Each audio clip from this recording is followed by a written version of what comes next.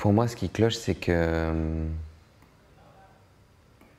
ça va paraître extrêmement cliché, hein, ce que je veux dire. Enfin, j'enfonce une porte ouverte, mais le problème, c'est qu'on a peur de mourir.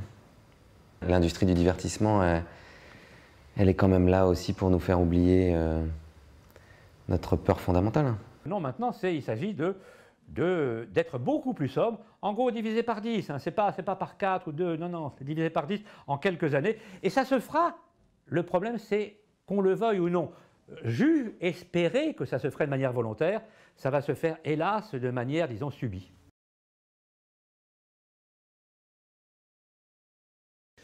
Oui, un effondrement, je l'entends global, à l'échelon donc mondial.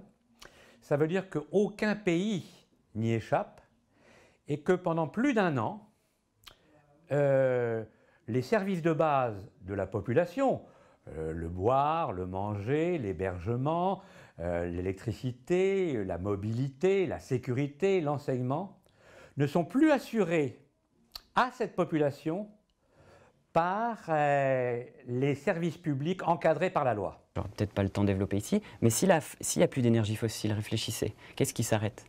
En fait, toutes nos civilisations industrielles. On mange quasiment tous du pétrole. Sans pétrole, qui ici est capable de se nourrir? Personne. Moi, si j'ai pas de supermarché ou de carte de banque ou de voiture, en quelques jours, semaines, je meurs. Et sans pétrole, je meurs.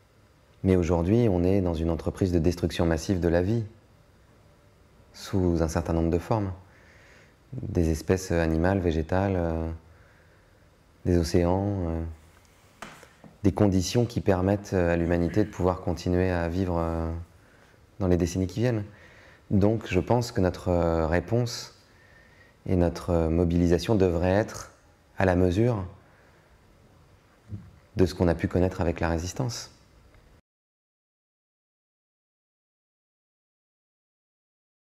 Mais ça m'a semblé tellement à la fois vrai et à la fois invraisemblable que je me suis renseignée. J'ai pas arrêté. En fait, je n'ai vraiment pas arrêté. Je me suis pas du tout laissé le temps. Dans un premier temps, je me suis demandé si c'était vrai et j'ai été saisie par un sentiment d'urgence. J'ai voulu tout comprendre, tout savoir. Et je dis souvent, en fait, l'effondrement, c'est un miroir. Le thème de l'effondrement, c'est un miroir de nos propres ombres, de ce qu'on ne peut pas voir en nous. Ah, c'est la mort, c'est la fin de, je sais pas, chacun voit en fait dans le thème de l'effondrement ce qu'il ne veut pas voir en lui. Et du coup, c'est très désagréable. J'y pense tout le temps en fait. Ça fait 1 an et demi que, moi c'est marrant, j'appelle ça mon reboot. C'est-à-dire que au moment où le constat s'est enclenché, il a fallu que je remette tout en question, mais vraiment, tout ce qui m'entourait. Et je pense que c'était aussi une période de ma vie, ne serait-ce que par rapport à mon âge, où c'était nécessaire, où ça allait de toute façon arriver. En ça, les discussions sont toujours très riches, puisque quand on amène le mot effondrement, ça provoque des réactions très différentes. C'est un mot qui explose dans la tête des gens de manière très différente. Et j'avais un peu que ça en tête, enfin j'en parlais beaucoup et de manière pas forcément très réfléchie. Et je comprenais pas comment ça ne pouvait pas être le sujet particulièrement important devant tout autre sujet. Et comment on pouvait ne pas s'en préoccuper plus que ça parce que ça me paraît être une grande composante de l'avenir quand même. Parce que honnêtement, pour en avoir encore une fois parlé avec des scientifiques dans le monde entier, personne ne peut avoir la certitude absolue que ça va s'effondrer, ni comment ça va s'effondrer. On ne peut pas le savoir. Ce qu'on cherche à savoir tous, c'est si les autres le croient. Croient à cette possibilité d'effondrement. C'est pour ça que l'effondrement va arriver, parce que le déni est général. Il n'y a que 1% des gens comme moi, comme vous, comme peut-être quelques-uns ici, qui y croient. Et pourquoi on ne peut pas y croire? Eh bien parce que c'est ce que le philosophe Gunther Anders appelait un phénomène supraliminaire. C'est-à-dire l'appareil cognitif humain, depuis l'aube de l'humanité, par l'évolution au sens darwinien, n'a pas été habitué à affronter des catastrophes de cette grandeur-là. On peut concevoir le déni comme un mécanisme tout à fait humain de défense, de protection psychologique et qui est nécessaire pour faire avec les éléments de la réalité et notamment parfois leur caractère complexe, leur caractère angoissant, bref finalement tout un aspect peut-être existentiel. Donc le déni est quelque chose qui est un mécanisme que l'on utilise au quotidien, qui permet de maintenir un certain équilibre psychique, qui va permettre de nous écarter de l'angoisse ou de la dépressivité pour pouvoir avancer. En fait, je pense que nous, on est des enfants.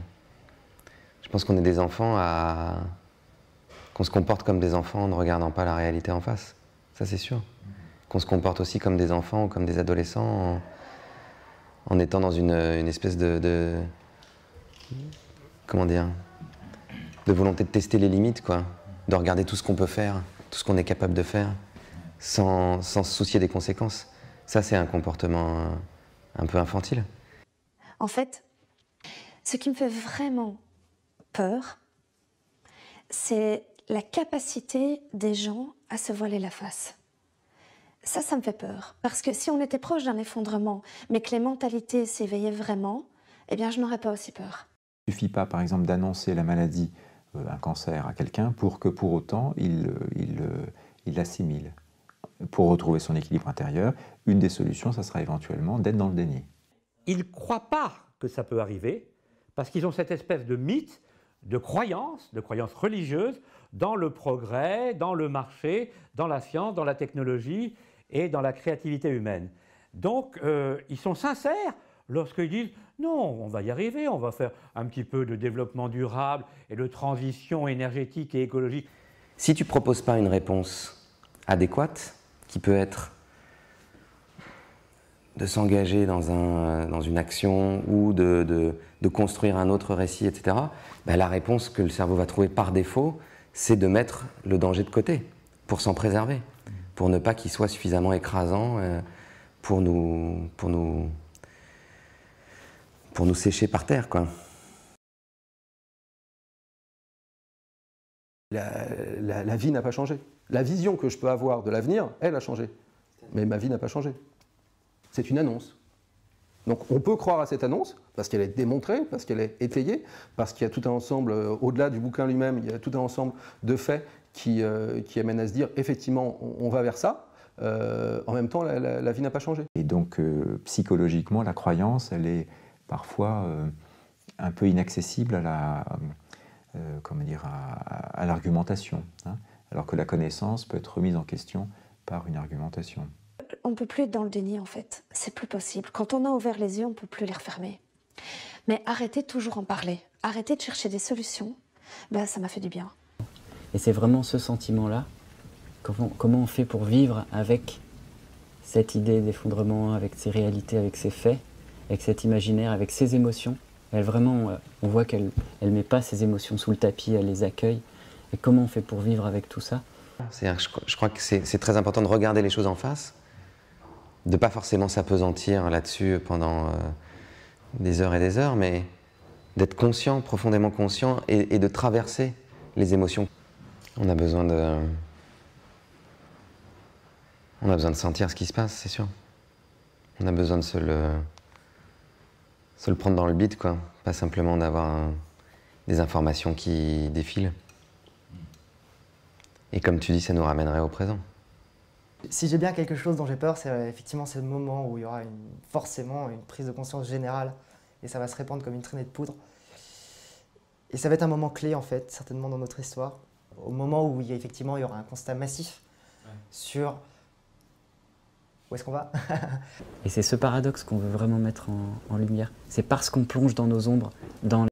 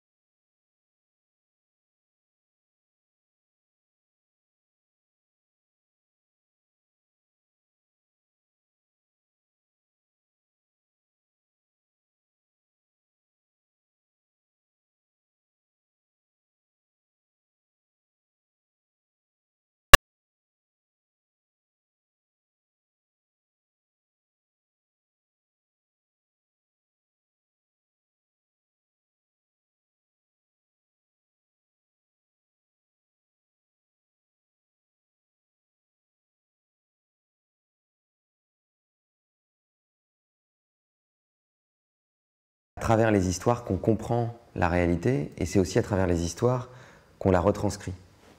Et que j'ai décidé depuis longtemps que l'énergie que je pourrais passer à me lamenter à propos de quelque chose que certains pensent inéluctable, mais je préfère passer mon énergie à essayer que ça n'arrive pas et à essayer de montrer qu'il est possible d'agir, peut-être pas pour empêcher l'effondrement partout, mais en tout cas à l'empêcher au maximum d'endroits.